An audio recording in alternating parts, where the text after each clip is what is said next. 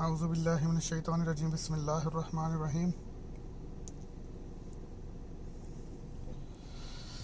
جی ناظرین، قرآن پاک کو سمجھ کر پڑھنے کا جو سلسلہ ہم نے شروع کیا ہوا ہے، اس سلسلے میں ہم آج تلاوت کریں گے سورۃ البقرہ کی آیت نمبر 6 اور 7 اور سمجھنے کی کوشش کریں گے ان کے الفاظ، ان میں یوز کی گئی تراکیب کو کہ وہ ہمیں کیا کہنا چاہ رہی ہیں، اللہ تعالیٰ ان آیات میں ہم سے کیا فرمانا چاہتے ہیں۔ پچھلی آیات میں ہم نے دیکھا تھا کہ ان لوگوں کی خصوصیات بیان ہوئی تھی جن کے لیے قرآن کریم ہدایت کا باعث بن سکتا ہے۔ بندے میں کیا کیا خوبیاں ہونی چاہیے قرآن کریم سے ہدایت حاصل کرنے کے لیے۔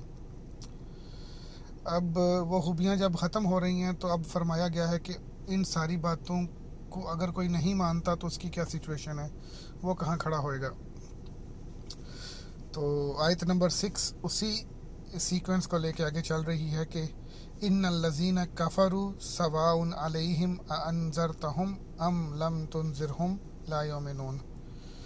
ان الذین کفروا، بے شک وہ لوگ جو انکار کر دیں گے، جو انکار کر دیتے ہیں۔ ان الذین کفروا، بے شک وہ لوگ جنہوں نے انکار کیا۔ کس چیز کا انکار؟ پیچھے بیان کی گئی ساری باتوں کا، کتابوں پر ایمان کا انکار، رسولوں پر ایمان کا انکار، جو آپ صلی اللہ علیہ وسلم پر اتارا گیا اس پر ایمان کا انکار، یوم آخرت کا انکار، قرآن کا اللہ کی کتاب ہونے سے انکار۔ وہ لوگ جو ان ساری باتوں کا انکار کر دیا جنہوں نے، اور انکار کر دیں گے جو، سواء علیہم، برابر ہے ان کے لیے، انذرتہم، کہ آپ ان کو ڈرائیں، ام لم تنذرہم، یا بالکل نہ ڈرائیں۔ آپ ڈرائیں یا نہ ڈرائیں، یہ ان کے لیے برابر ہے۔ لا یؤمنون، اب وہ ایمان نہیں لائیں گے، کیونکہ وہ اپنے کفر میں، وہ اپنے فسق میں اتنا بڑھ گئے ہیں کہ ان obvious چیزوں کو بھی جن کو ہر سلیم الفطرت، ہر سلیم الطبع انسان مان رہا ہے، ان کے اوپر عمل کر رہا ہے، اب وہ انہوں نے بالکل ہی ریجیکٹ کر دیا ہے۔ تو اب اس سٹیج پہ آ کے اب آپ ان کو ڈرائیں یا نہ ڈرائیں، اب یہ ان کے لیے برابر ہے، اب وہ ایمان ہرگز نہیں لائیں گے۔ ختم اللہ علی قلوبہم، اللہ نے ان کے دلوں پر مہر لگا دی ہے۔ ختم عربی زبان میں مہر کو کہتے ہیں، اور اسی ورڈ سے بنا ہے خاتم النبیین، کہ نبیوں کی اوپر مہر لگا دینے والا، نبیوں کے سلسلے کے اوپر مہر لگا دینے والا، نبیوں کے سلسلے کو اختتام پذیر کر دینے والا، ختم کر دینے والا۔ ختم ہم اردو میں بھی استعمال کرتے ہیں، ختم ہو گیا، فلانا کام ختم ہو گیا، مطلب اس کام پہ مہر لگ گئی، اب یہ دوبارہ اس کے آگے اور ہو نہیں سکتا۔ ختم اللہ علی قلوبہم، اللہ نے ان کے دلوں پر مہر لگا دی ہے۔ قلب آف کورس اردو میں بھی یوز ہوتا ہے، قلب دل کو کہتے ہیں، قلوب اس کی جمع ہے۔ ختم اللہ علی قلوبہم، اللہ نے ان کے دلوں پر مہر لگا دی ہے۔ وعلی سمعہم، اور ان کے کانوں پر۔ اب یہاں سمع ورڈ استعمال ہوا ہے جس کا مطلب ہے سننے کی طاقت یا سننا، اور ان کے سننے کی طاقت پر بھی مہر لگا دی ہے۔ اس کا مطلب یہی ہے کہ ان کے کانوں پر بھی مہر لگا دی ہے، ورنہ عربی میں کان کے لیے ایک اور بھی ورڈ یوز ہوتا ہے، اذن۔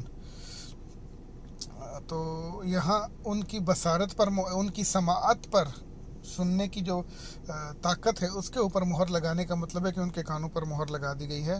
وَعَلَىٰ أَبْصَارِهِمْ غِشَاوَةٌ، اور ان کی آنکھوں پر ہے پردہ، اور ان کی آنکھوں پر پڑ گیا ہے پردہ۔ وَعَلَىٰ، پر ہے، أَبْصَارِهِمْ، ان کی آنکھوں پر، غِشَاوَةٌ، پردہ، غشاوہ پردہ کو کہتے ہیں۔ وَلَهُمْ، اور ان کے لیے ہے، عذاب عظیم، بہت بڑا عذاب۔ تو ان دو آیات میں ہم نے دیکھا کہ وہ لوگ جو اللہ کی نشانیوں کو، قرآن کریم کو، پیغمبروں کو، ملائکہ کو، کتابوں کو، یوم آخرت کو، یوم جزا کو، یوم حساب کو نہیں مانتے اور ان کا انکار کرتے ہیں، پھر ان کے لیے برابر ہو جاتا ہے کہ وہ آپ کوئی ان کو ڈرائے یا نہ ڈرائے، وہ ایمان لانے کے قابل نہیں ہیں۔ وہ ایمان کی جو تاثیر ہے، ان کا دل اس کو قبول کرنے کے لیے ریڈی نہیں ہے، ان کے دلوں پر مہر لگ چکی ہے، ان کی سماعت پر مہر لگ چکی ہے، ان کی آنکھوں کے اوپر پردہ پڑ گیا ہے، اور یہ ساری چیزیں، یہ پردے، یہ سماعت کا نہ سننا، یہ آنکھوں کا نہ دیکھنا، یہ ان کے دل کا بند ہو جانا، وہ آہر کار ان کو لے کے جائے گا ایک بہت ہی عظیم عذاب میں، جس کو جہنم کہتے ہیں۔ اللہم اجرنا من النار، اللہ ہم سب کو جہنم سے آزادی نصیب فرمائے۔ اللہم انا اعوذ بک منہم، بے شک اللہ ہم سب کو ہر جہنم سے اور سب جہنمیوں سے پناہ عطا فرمائے۔ جی ناظرین، آج کے درس میں ہم نے سیکھا آیت نمبر 6 اور 7 کا ترجمہ۔ انشاءاللہ اس سلسلے کو برقرار رکھتے ہوئے اگلی آیت یا اگلی آیات کے ساتھ آپ کی خدمت میں حاضر ہوں گے۔ جب تک کے لیے السلام علیکم ورحمۃ اللہ وبرکاتہ۔